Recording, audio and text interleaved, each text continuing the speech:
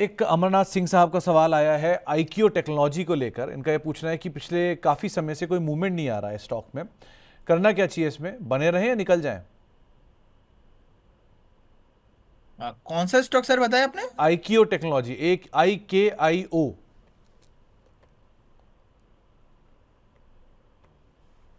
Sorry, मैं track नहीं करता सर इसको। 543923 ये इसका BSC कोड है। ओके, अच्छा, 223 के आसपास चल रहा है ये जी क्या? जी जी जी जी जी। ओके, देखिए इसका भी हाल सर बहुत ही खराब है। बेसिकली मेरा टीम ने हेल्प किया मुझे चार्ट दिखाने में। सो बेसिकली 223 के आसपास चल रहा है लगातार। हम देख रहे हैं कि कंटिन्यूअसली जो वीकली चार्ट है लोअर लो लगा के नीचे आ रहा है। इसका भी बॉटम कन्फर्मेशन नहीं हुआ। अभी 202 के आसपास एक स्टॉप लॉस मेंटेन करना सही होगा, लेकिन फ्रेश बाई इसमें नहीं करना है। ऐसे स्टॉक आपका पैसा डुबा के जाएगा बहुत।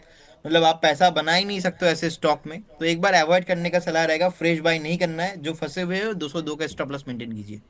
ओके। ईशु कुमार जी पूछ रहे हैं, पहले तो थैंक यू कुमार साहब, तबीयत बेटर है पहले से।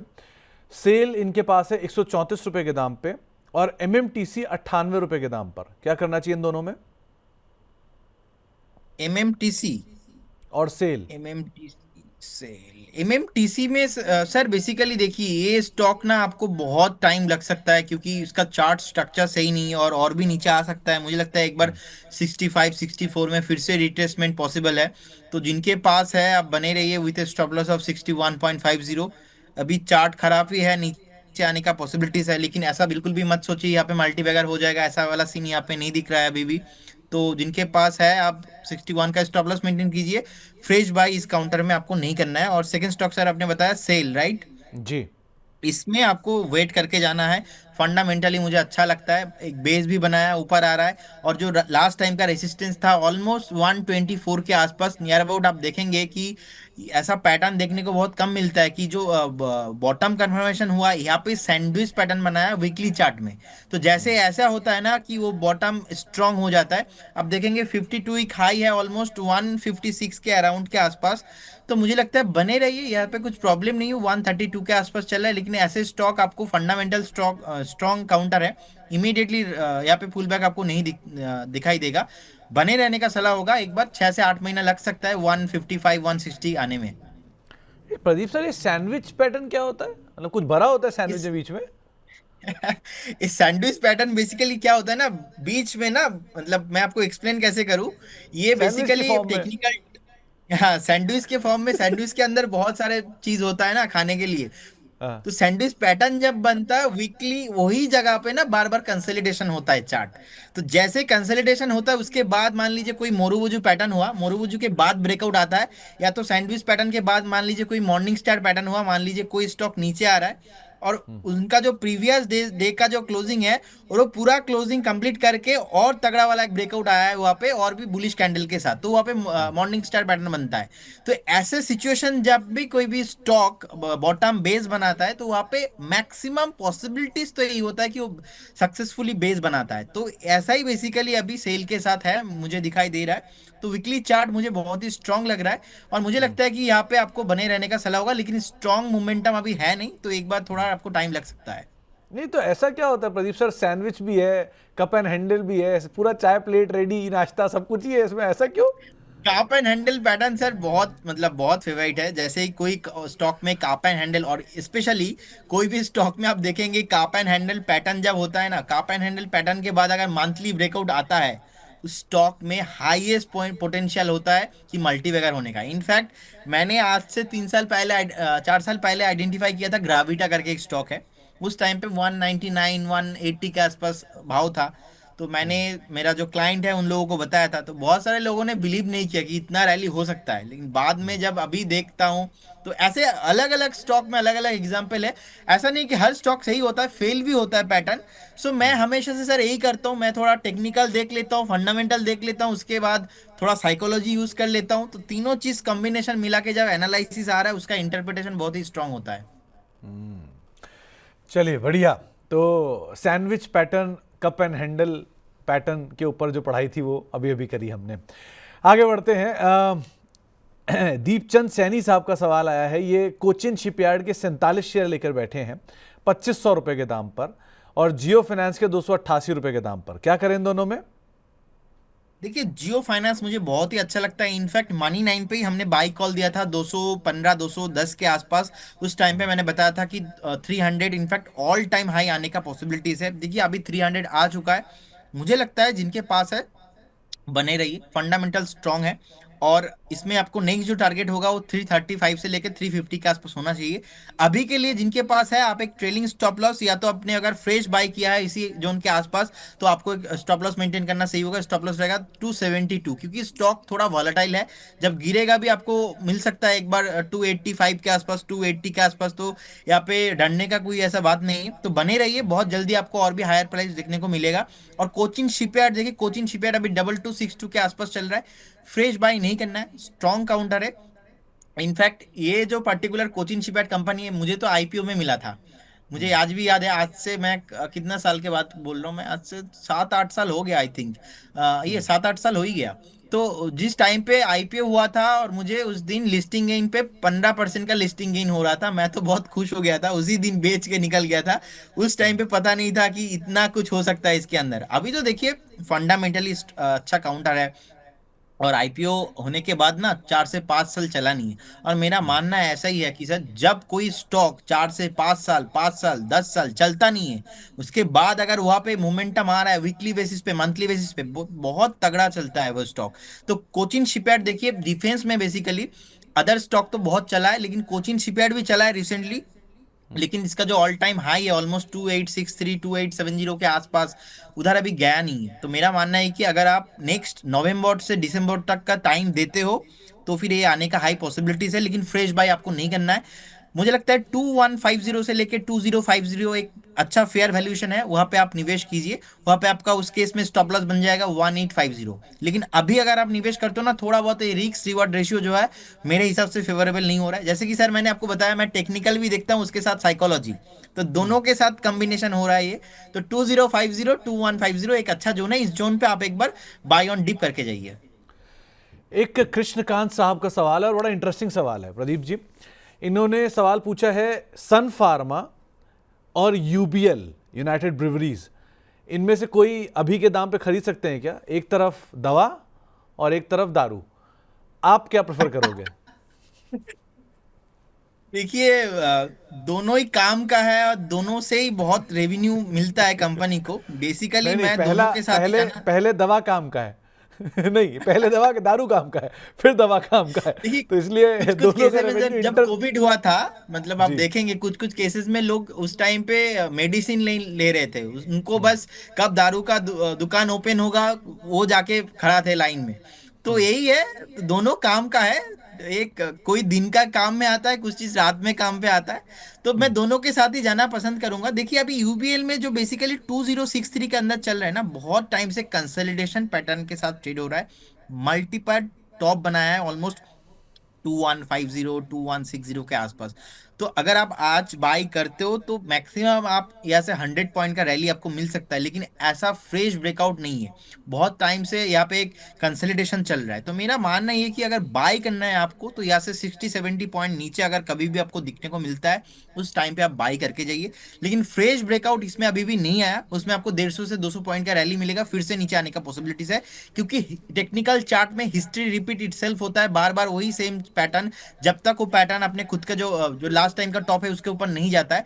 सो यही यूबीएल के साथ हो रहा है। बाकी सान फार्मा सर बहुत दिन से नहीं चल रहा है फार्मा काउंटर। मुझे लगता है यहाँ पे थोड़ा जो प्रॉब्लम हुआ था रिसेंटली, ये अभी नहीं है इसमें। सब कुछ ठीक ठाक है। 1686 के आसपास चल रहा है।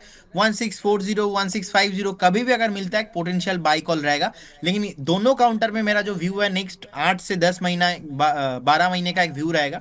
तो जिनके पास है बने रहिए, फ्रेश बाई भी आप करके जा सकते हो, बाई ऑन डीप आपको करके जाना है। तो दोनों को लेकर एक राय दी जा चुकी है। एक देश की सबसे बड़ी फार्मा कंपनी है और एक देश की सबसे बड़ी बियर कंपनी है, लेकिन इन दोनों पे ही जो राय है वो आपको प्रदीप जी ने दे दी है। सिर्फ सुमित स्टॉक सर, के ऊपर ही एक फोकस बिहार का करेंगे। बात बताया तो मुझे याद आ गया, आपने जी। रिसेंटली वो राज भाई के साथ पॉडकास्ट देखा, विजय हाँ माल्या का? सर। हाँ सर। मैंने व्हाट्स योर इनफैक्ट, व्यू, कैसा लगा आपको? नहीं देखिए प्रदीप जी, क्योंकि मतलब थोड़ा पढ़ाई ज़्यादा करने की वजह से उस पॉडकास्ट में कही हुई सारी बातें मुझे ऑलमोस्ट पता थी।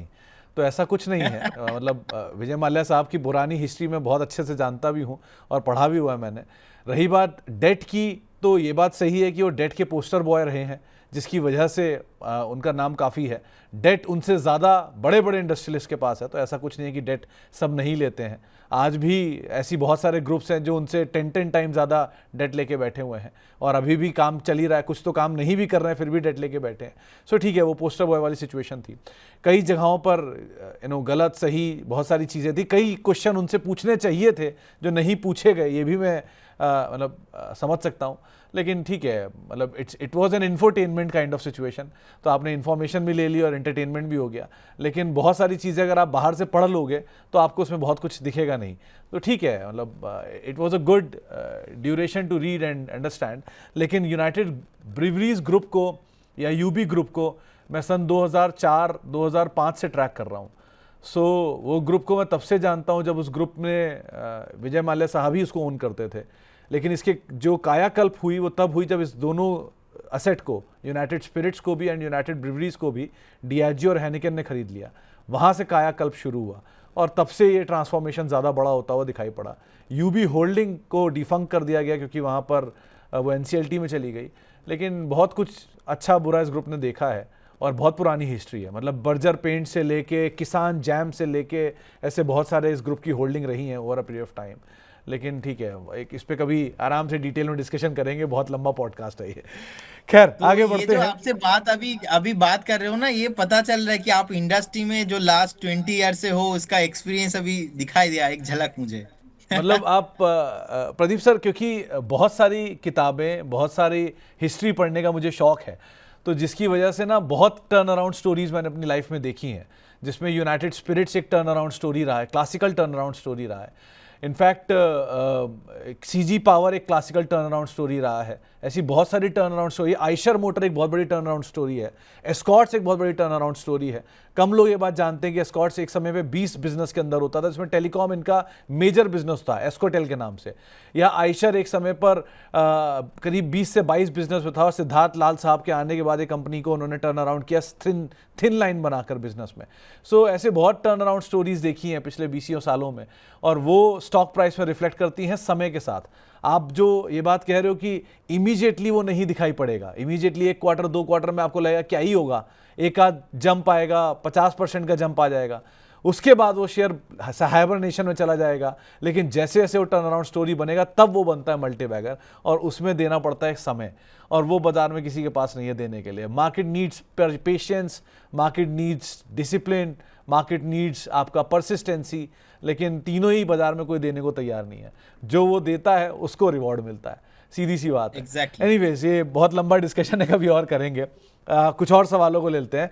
आदर्श साहब का एक सवाल आया है एशियन पेंट्स के लिए, क्या वो इस दाम पर और खरीदारी कर सकते हैं इसमें? देखिए, फंडामेंटल मुझे बहुत ही अच्छा लगता है और मेरा बहुत ही पसंद कंपनी है पेंट इंटर पेंट सेगमेंट पे। लेकिन इसमें क्या है, अभी जो स्ट्रक्चर है थोड़ा खराब हुआ था रिसेंटली, जो ब्रेक डाउन 2650 के आसपास हुआ है। तो मेरा मानना है कि आप बाय करके जा सकते हो, कोई यहाँ पे प्रॉब्लम नहीं है। बहुत अभी स्टॉक चला नहीं है इसमें। और इनफैक्ट मैं एक चीज देख पा रहा हूँ कि 2021 के आसपास जो प्राइस था, वो अभी भी वही प्राइस के आसपास ही घूम रहा है। तो आप बने रह सकते हो, लेकिन आपका यहाँ पे मिनिमम 4 से 5 साल का एक व्यू होना चाहिए। ऐसा क्यों प्रदीप सर? शालीमार पेंट नहीं फेवरेट है आपका? वो तो आपके ही हाँ, साइड की वो भी कंपनी है। बार्जार पेंट, शालीमार दोनों ही पसंद है, but Asian Paint no doubt is a very good company. Paint में हाँ, सर ये इनफैक्ट 3 4 कंपनी, मतलब नो डाउट तीनों ही कॉम्बिनेशन। अगर मैं इन्वेस्ट करना चाहता हूँ पर्सनली, तो मैं यहाँ पे 30 30 30 करके ऐसे इन्वेस्ट करना पसंद करूंगा। आपने अभी थोड़ी देर पहले यूबीएल की बात की, अब आप 30 30 30 की बात कर रहे हैं। माहौल थोड़ा बिगड़ रहा है। लेकिन शालीमार पेंट्स जो है वो आपको शायद पता भी होगा कि हावड़ा ब्रिज की पेंटिंग हमेशा शालीमार पेंट के पास ही जाता है, उसका कॉन्ट्रैक्ट। इतनी पुरानी कंपनी है, देश की सबसे एग्जैक्टली। पहली पेंट कंपनी है। और हर साल का जो जब भी कभी हावड़ा ब्रिज पेंट होता है, उसका जो पेंट है वो शालीमार ब्रिज पेंट के पास ही जाता है। लेकिन Asian Paint is a wonderful company, largest company है पेंट स्पेस की है। आगे बढ़ते हैं, और एक सवाल आया है शेखर शर्मा साहब का। ये कुवैत से आपसे सवाल पूछ रहे हैं। एचजी इंफ्रा है इनके पास 1350 के दाम पे, और रेमंड स्प्लिट होने के बाद 500 का हो गया है। अब करना क्या चाहिए इन दोनों में?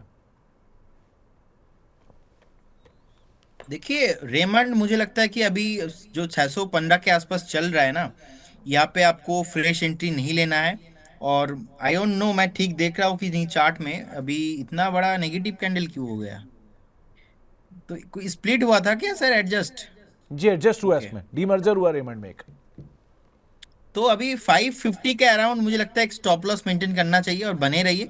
फ्रेश एंट्री का मैं यहाँ पे सलाह नहीं दूंगा, क्योंकि मेरा चार्ट में ठीक ठाक नहीं दिख रहा है डेटा, आई डोंट नो ठीक सही आ रहा है कि नहीं, 615 के आसपास दिखा रहा है। तो आप 550 के आसपास यहाँ पे स्टॉप लॉस मेंटेन कीजिए और बने रहिए। और सेकंड स्टॉक सर आपने क्या बताया? H H G G infra. Infra. जी। H D in fact consolidation pattern के साथ अभी ट्रेड हो रहा है, मुझे लगता है कि यहाँ पे थोड़ा बहुत टाइम लग सकता है। 1145 से लेके 1150 यहाँ पे एक रेसिस्टेंस है, अगर इसके ऊपर जाके क्रॉस करता है उस टाइम पे आपको एक बार 1250 से लेके 1300 का भाव मिल सकता है। फिलहाल बने रहिए with stop loss of 1080। In fact Raymond इसलिए आपको नहीं दिख रहा क्योंकि इसमें दो डीमर्जर हैं।